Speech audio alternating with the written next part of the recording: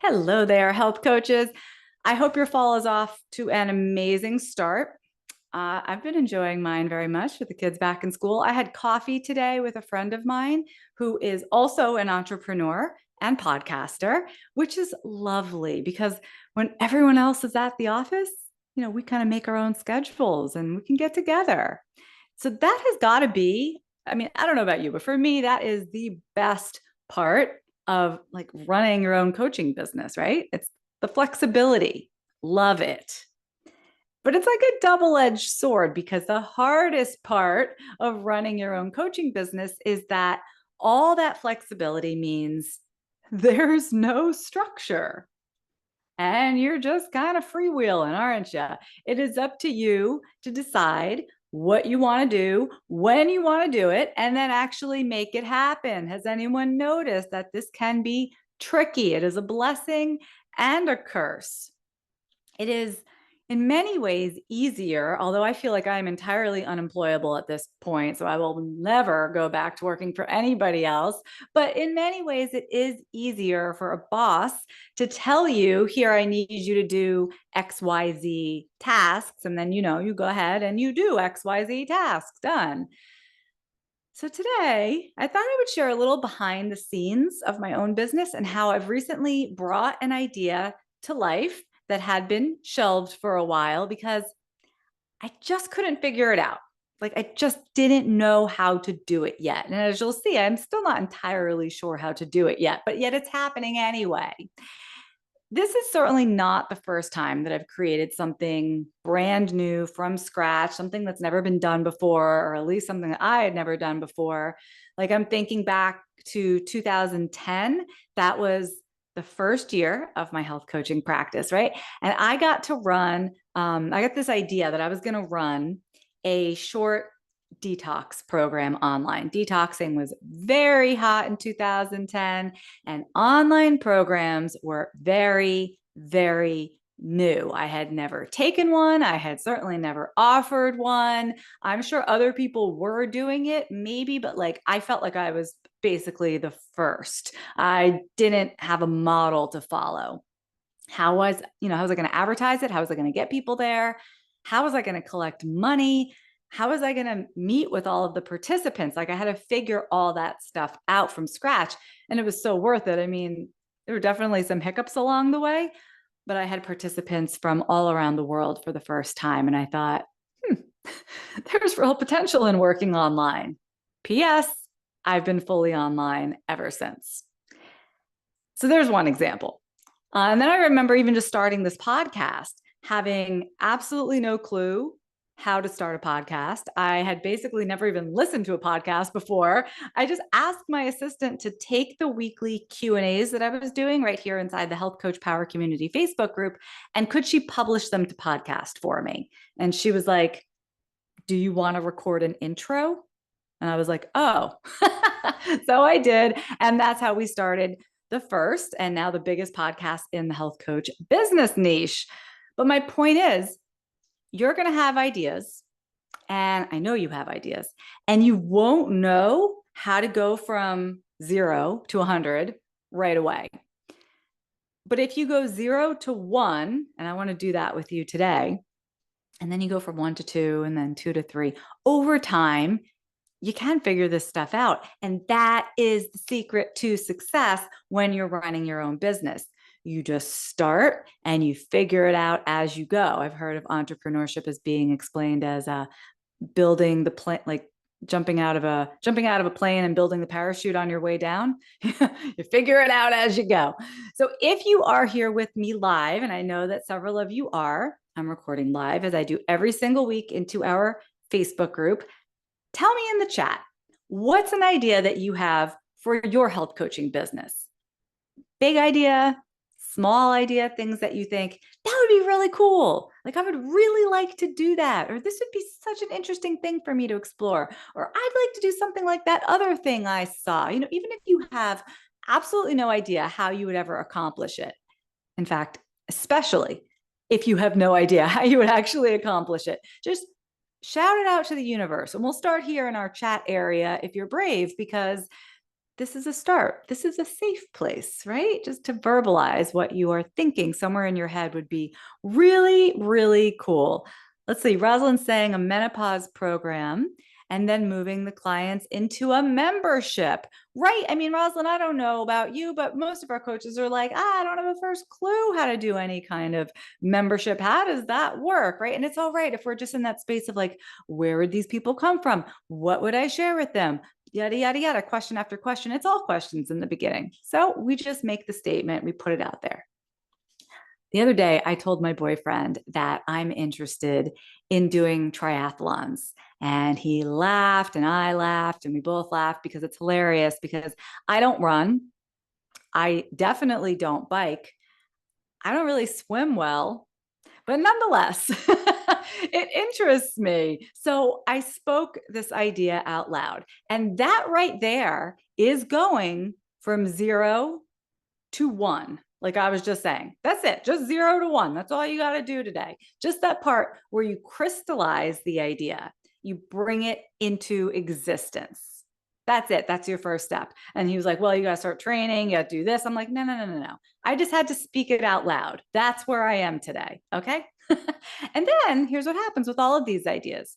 Sometimes they sit on the shelf for a day, for a year, for a decade, who knows? Maybe nothing happens. But in my experience, and I'm sure you've all felt the power of manifesting something new, once you speak it, once you write it, once you tell someone about it, you're like 100 times more likely to make it happen. I don't understand the mechanics there. I just know that's true. And that's been the case with something that I've been working on in my business lately. So this one started over a year ago when I went to San Diego for the Health and Wellbeing Coaching Conference, which I shared all about in episode 248 if you want to hear about it. Now, that was the first time that I saw an event for health coaches that was not associated with a particular health coaching school. It was, however, strongly associated with the NBHWC, which is cool. But I thought, what about an event for all of us? For all health coaches, regardless of the school, regardless of your certification or your level or the type of diet that you follow, or whether you're more, functional medicine based or more holistic, earthy, crunchy, health coaches come in all types, all types. And here's what we have in common. We all need clients.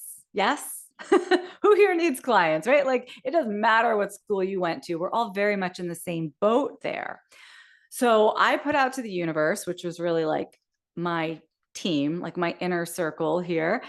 I said, I want to host something like this. I want to host a conference or some type of event for all health coaches, something that spanned between business building and social time, and of course, wellness activities, something that got health coaches out of the house. I mean, most health coaches are women. Most of us are an age range where we're like taking care of the kids. We're doing a lot of caretaking in our lives. We don't always get that break. I think it's important, right? We want to get health coaches out of the house, out of working, in their usual like kitchen table. I know a lot of my business was built just sitting at my kitchen table by myself. I want to bring everyone together. That was the vision. Do you like that idea? Just give me a thumbs up in the chat if you like that idea so far. It was like a big idea. Like this is far beyond anything I had ever done before. I did not know how to do anything like that. I have never hosted an in-person event like that before. No way, no how. Not to mention a multi-day event. So this idea went on the shelf. That's where it went. I dusted it for a while. So maybe you have an idea like that. Wouldn't it be cool to fill in the blank? But logistically, it seems impossible, or financially, it seems impossible. Don't throw the ideas away. Keep them on the shelf. Look at them every so often. Dust them off a little bit. So then what happened was this past spring, I had a chance to host an in-person gathering in New York City. Now, it was not a full-on conference or anything like that. It was only a few hours on one evening. I knew health coaches were going to be in town for the Heal the Healer conference. So I kind of piggybacked on that. And I tested this idea of bringing coaches together for some social time. And it was delightful, right? But putting that together, even just that small event, honestly, it required a totally different skill set than organizing an online event.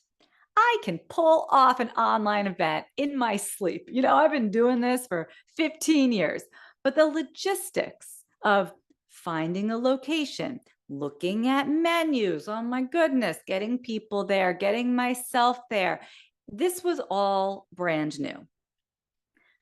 Again, I thought, this went well. So it would be really cool to go back to that idea about hosting like a bigger event, something on a larger scale. So here's what I guess I didn't learn it for the first time, but here's something that I was reminded of, and I want to pass it on to you. If you have a big idea, my best advice is to try it out in smaller ways. What would that big idea look like at half size or quarter size or 1/8 its size? Like, could you make that happen? What's the tiniest version of that idea that you could pull off right now? So, like for Rosalind, she says she'd like to do this membership, but she has no clue about memberships. I always suggest to health coaches before you open up some type of membership program, which is very tricky. I'm just going to tell you right now, do something that's like 4 weeks. See if you can get people signed up for that. And if that's a big success, great. Next time it could be 12 weeks. And if they want to do it for 12 weeks and they still want more, that clues you in that this might be something that you could do on an ongoing basis, right? You got to do things in that tiny version first. And then when you actually like do it at miniature size, what you're doing is you're starting to flex the muscles needed for the bigger thing, right? It's like anything. So what might the tiny version look like of your big idea? Other thing that I learned in New York is that an in-person event requires a ton of energy, like a ton of energy. I am more of an introverted person by nature, right? I could not imagine hosting something for several days straight where like I'm on the stage, the actual stage or the proverbial stage or whatever, the whole time. Because when we do stuff online, like we do a webinar, we do a live stream, it's 30 minutes, maybe it's 60 minutes. But for a multi-day in-person event, oh no, I was like, I'm going to need other presenters, other activities, other people helping run the show for sure. And that was really scary to me. Maybe some of you have done stuff like this, but I've never done anything like that. I'm not even much of like a party planner, in my personal life. So I'm like, gosh, who would I invite to stand on the stage with me? What would that even look like? How would I get them there? Like, and would they want to come? And would they want to be part of my event? Right? All these ideas just flooded my brain. I kind of froze, and the idea went back on the shelf. All right, back on the shelf every time. That's what kind of happens. You make a little progress and then you're still not sure how to go the whole way. It's not a straight line. The creation process, I was thinking about this because, I went to college for art. My first degree was in graphic design, and any kind of creative process, it's never linear. So you could be oil painting, you could be concepting the next technology innovation, and you're going to go in circles. You're going to double back. You're going to have false starts in different directions. And this really is all part of the process. Does not mean you're failing. I don't know if you felt that way with any of your ideas so far. Like, even like a simple thing. Like, I know for some of you, you're like, I haven't started a mailing list yet, Michelle. I know I have to start a mailing list. And you're just like, okay, I'm going to put it out there. I'm going to start my mailing list. Sometimes you're not able to move through from like the idea to completion. That's not failure. That's just how great things eventually emerge if you keep doing the work. You keep dancing around the idea. You keep touching that idea on the shelf. Sometimes the thing you end up with at the end, the masterpiece, it's not even really what you intended. Sometimes it's even better. And that's been the case so many times in my life. So I'll tell you the next thing that happened. I'm just living my life over here. I'm working on all our, usual, this podcast every week, all our different courses inside Healthy Profit University. It's just like business as usual.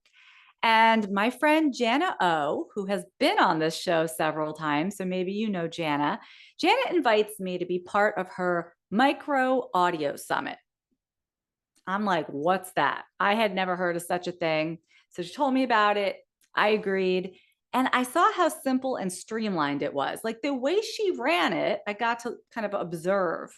And for an event that had multiple presenters, I thought it was a really lovely collaboration and she handled it really gracefully. And I thought, maybe there's something to that. Like, I don't want to do exactly that, but maybe there's something to that. So I asked Jana how she did it, and she actually pointed me to a woman named Wendy Breakstone, who coined this term, micro audio summit. So, anyway, like I said, it turns out that even though most of that model is not what I was looking for, this path, this discovery led me to figuring out a way to bring multiple experts together, right? So that was new for me. And that might not seem like a big deal from the outside, but once you're working with other people's businesses, you got to consider their schedules, their business model, contracts, all sorts of things that I just never really done that before. And this fall, actually in just a couple of weeks, the next slightly larger iteration of this idea, of this big idea of mine, is coming to life. So if you haven't already heard, it's called the Audience Attraction Virtual Retreat for Health Coaches. And it's got all this stuff that I had envisioned. It's got a place for all health coaches to come together, regardless of certification or what kind of coach you are. I pulled from my pretty vast network and I invited very specific industry experts who I knew would bring value to this event for you. And some of them are technically, I guess you would consider them my competitors. But in this industry, I never see anybody as a competitor. And I hope you don't either. Like, we're all on the same side. We're all working to make the world a healthier place and just elevate health coaching as a field, right? So anyway, we're going to include wellness activities. We've got coaches from our community all getting some exciting exposure, and we'll have live time together for social connection every single day. Now it's all virtual. One day, I still would like to see this be an in-person retreat, somewhere warm, somewhere with great food and massages and swimming and all the things. Like, the vision is still emerging. However, I also know that something like that would come at a significant cost for all of you, right? We'd have plane fare, hotel, et cetera. And that means that not every health coach would be included, not be able to go, right? Schedule, even just the scheduling, like, it's hard to get away for a whole weekend. It's hard to get away for a whole week. I think it would be great, but I also know there's challenges there. So I'm like, you know what? For now, I'm going to lean into this virtual idea and the strength of things being done virtually. So this fall's Audience Attraction Virtual Retreat, it is entirely free. So there's that, meaning really entirely free. There's no upsell, there's no product being promoted, none of that. There's no pressure to buy anything at all. It's just going to be there for you to enjoy on your own timeline. And in that way, hopefully the goal of reaching all health coaches can actually be accomplished, much better than a retreat to the Caribbean. Although I would also really, really love to do that. So free tickets are available. Remember, this is probably not the final iteration of this idea, but it's where we're at right now. And free tickets are at healthcoachpower.com/audience. You can go grab yours now and tell your health coach friends about it, because so far, first of all, it's been a wild success already. I'm shocked. And all the pieces are falling into place very easily. I want you to remember this in your own business, because I think when you allow something to unfold organically, one doable iteration at a time, then there's a flow. There's like an ease to it, and all the pieces do fall into place. And here's what's going to happen. If we get a great turnout, will there be another iteration in service of the health coach community? Yes, of course, you bet. If we can have more involvement, maybe we'll have sponsors in the future. I mean, this thing can grow, it can evolve further for sure. We'll see. We'll see what happens. But this episode today is really like my next declaration of, here's something I want to do. I want to tell you all about it so that the universe really hears it loud and clear. Here's the intention. So let's manifest something brilliant.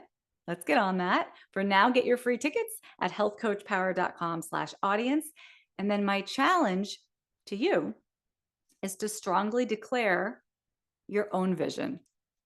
Name it, crystallize it, write it down, come put it over here in our Facebook group, whatever you got to do, and then do the work to allow it to unfold exactly how it's meant to. Thanks for being here, everybody. We'll see you at the Audience Attraction Virtual Retreat, and we'll see you back here next week for our next episode. Bye-bye.